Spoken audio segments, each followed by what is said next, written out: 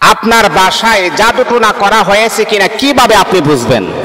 মনে রাখতে হবে, অনেক সময় দেখা যায় এই ঘরের ভিতরে জাদুটোনা করা হয়েছে, এই ঘরের ভিতরে তাবিজ করা হয়েছে, এই ঘরের মাঝে বান মারা হয়েছে, যেই কারণে ঘরের ভিতরে অনেক সমস্যা দেখা দেয়, অনেক রকমের ক্রাইসিস এই ঘরের ভিতরে দেখা দেয়। প্রতিটা সদস্যকে এই ঘরের ভিতরে এরকম ক্রাইসিসের সম্মুখীন হতে হয়। মুহতারাম হাজিরিন, আপনার বাসায় জাদুগ্রস্ত আছে কিনা, আপনার বাসায় জাদুটোনা থাকার কয়েকটা সিমটম লক্ষণ যদি দেখা দেয়, এই আলামত যখন প্রকাশিত হবে তখনই বুঝতে হবে আপনার বাসায় জাদুটোনা করা হয়েছে। তাহলে কি এমন সিমটম, কি এমন আলামত? প্রথম নাম্বার আলামত হচ্ছে আপনার বাসায় সদা সর্বদা ঝগড়াঝাটি লেগেই থাকবে, একে অপরের সাথে ঝগড়াঝাটি লেগেই থাকবে। স্বামী তার স্ত্রীর সাথে ঝগড়া লেগে থাকবে, স্ত্রী তার স্বামীর সাথে ঝগড়া লেগে থাকবে, বাবা তার সন্তানের সাথে ঝগড়া লেগে থাকবে। কেমন ঝগড়া আপনি জানেন? আবার আপনারা বলতে পারেন, হুজুর এমন ঝগড়া তো প্রত্যেকটা ফ্যামিলির ভিতরে আছে। হ্যাঁ, আমি বিশ্বাস করলাম আছে, কিন্তু আপনাদের বাসার ভিতরে ব্যতিক্রম ঝগড়া। কিঞ্চিত পরিমাণ একটা জিনিস, ছোট একটা জিনিস নিয়ে ঝগড়া শুরু হবে, ছোট একটা কথা নিয়ে বিশাল বড় ঝগড়া শুরু হয়ে যাবে। যদি মনে করেন এইরকম সিমটম আলামত যদি আপনার বাসায় প্রকাশিত হয়, ছোটখাটো কথা, যেই কথা বলে ঝগড়া হওয়ার কথা নয়, এই কথা নিয়ে যখন আপনার বাসায় যখন ঝগড়া সৃষ্টি হয়ে যাবে, তখনই বুঝতে হবে আপনার বাসায় জাদুটোনা করা হয়েছে। আপনার বাসায় প্রত্যেকটা মানুষকে ক্ষতিগ্রস্ত করার জন্যে, প্রত্যেকটা মানুষকে ধ্বংসাত্মক করার জন্য এমন জাদুটোনা তাবিজ অনেকে মানুষ করে থাকে। তাহলে এক নাম্বার হচ্ছে কি, বাসার মাঝে সদা সর্বদা ঝগড়াঝাটি লেগেই থাকবে। বাবা তার সন্তানের সাথে ঝগড়া, সন্তান তার বাবার সাথে ঝগড়া, ভাই বোন একে অপরের সাথে ঝগড়া, স্বামী স্ত্রী ঝগড়া, এমন ঝগড়া লেগেই থাকবে। তাহলে বুঝতে হবে আপনার বাসায় জাদুটোনা করা হয়েছে। এটা হচ্ছে এক নাম্বার সিগন্যাল। দুই নাম্বার হলো, এই আল্লাহ তাআলার বান্দা, যদি আপনি দেখেন আপনার বাসায় এমন হয় অসুস্থতা ধীরে ধীরে লেগেই থাকে, আপনার স্ত্রী অসুস্থ হয়েছেন, আবার আপনি অসুস্থ হয়ে গেছেন, আপনি যখন আবার সুস্থ হয়েছেন আপনার সন্তান অসুস্থ হয়ে গেছে, সন্তান যখন আবার সুস্থ হয়েছে তখন আপনি দেখতেছেন আর একজন অসুস্থ হয়ে গেছে। এমন করে করে বাসার মাঝে একে অপর, এমন করে করে বাসার মাঝে প্রত্যেকটা মানুষ একে অপরের সাথে অসুস্থতা লেগেই থাকে। একজন ভালো হলে আরেকজন অসুস্থ হয়ে যায়, আরেকজন ভালো হলে আরেকজন অসুস্থ হয়ে যায়। যখন আপনি দেখবেন আপনার বাসার ভিতরে অসুস্থতা লেগেই থাকে, তখনই বুঝতে হবে আপনার বাসার মাঝে যে কেউ তাবিজটোনা করা হয়েছে। এ দুনিয়ার মুসলমানেরা শুনেন শুনেন শুনেন, পৃথিবীর নিজামটা হলো এমন, পৃথিবীর নিজামটা হলো এমন, আপনি ভালো চলতেছেন, ভালো খাইতেছেন, ভালো পড়তেছেন, আরেকজন সহ্য করতে পারে না।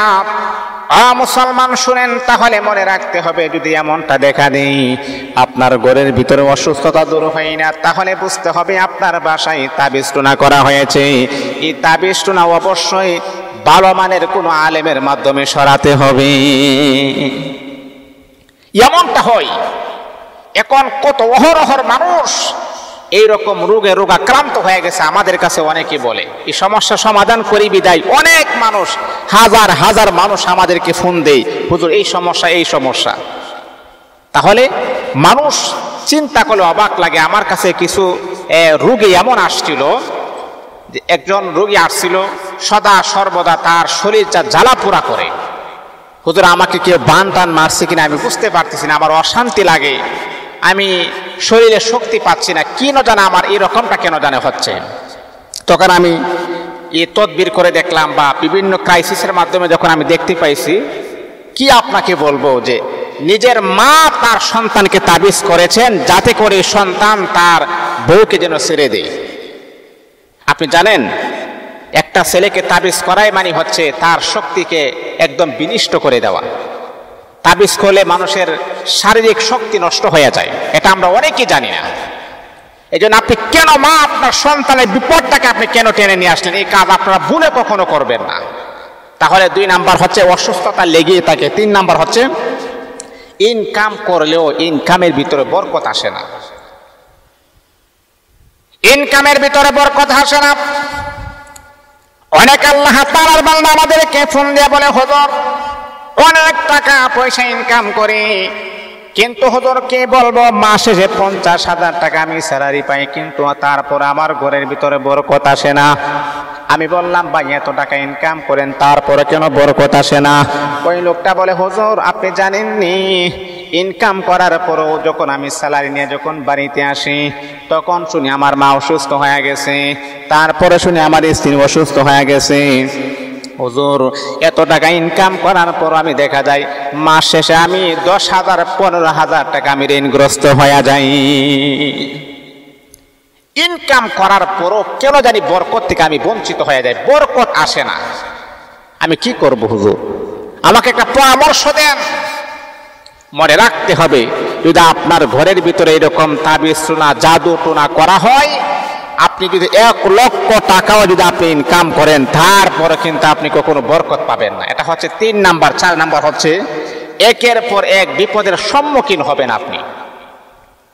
একটা বিপদ চলে গেছে, আর একটা বিপদ হাজির, এই বিপদটাও চলে গেছে, আর একটা বিপদ হাজির। মানে আপনার বিপদ কখনো দূর হবে না।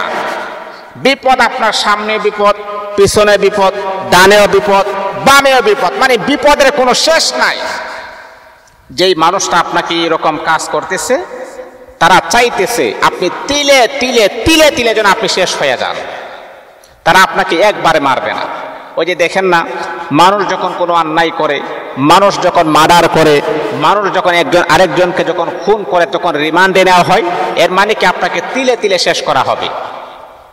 ঠিক তদ্রূপ ভাবে যারা আপনার ভালো চাই না, যারা আপনার কল্যাণ চাই না, যারা আপনার সফলতা চাই না, তারা চাই একবার আপনাকে শেষ করে দেওয়ার জন্য নয়, তারা আপনাকে তিলে তিলে তারা আপনাকে মারবে। তাহলে মুসলমান বন্ধুগণ, 5 নাম্বার হলো আপনার বাসার ভিতরে এমন সমস্যা দেখা দিবে, সেই সমস্যা হলো আপনার মেয়েটা বিবাহের উপযুক্ত হয়ে গেছে, আপনার সন্তান বিবাহের উপযুক্ত হওয়ার পরও কিন্তু তাদের বিবাহ হবে না। তাদের বিবাহের মাঝে সমস্যা দেখা দিবে।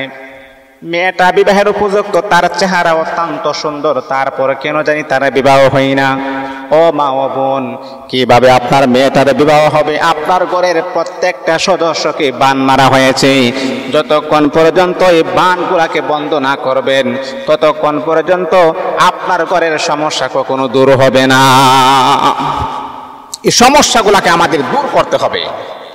তারপরে আপনার যদি এইরকম বান মারা হয়, ব্যবসা বাণিজ্য অনাকাঙ্ক্ষিতভাবে ব্যবসা বাণিজ্য আপনার লস হবে, লাভবান আপনি হতে পারবেন না। আপনার একটা ব্যবসা, যে ব্যবসাটা আপনি করেন, এটা শুধু লাভ আর লাভ, কিন্তু সেটাতেও আপনি লস খাইবেন।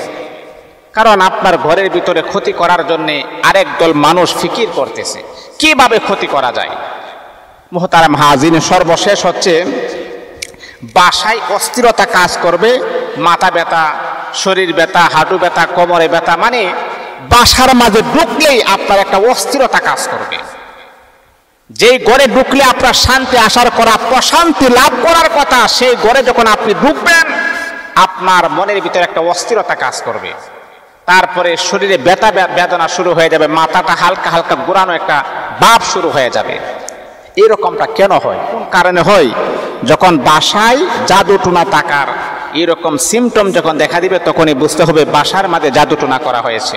আল্লাহ পাক আমাদের বাসাটাকে নিরাপদ বাসস্থান হিসাবে যেন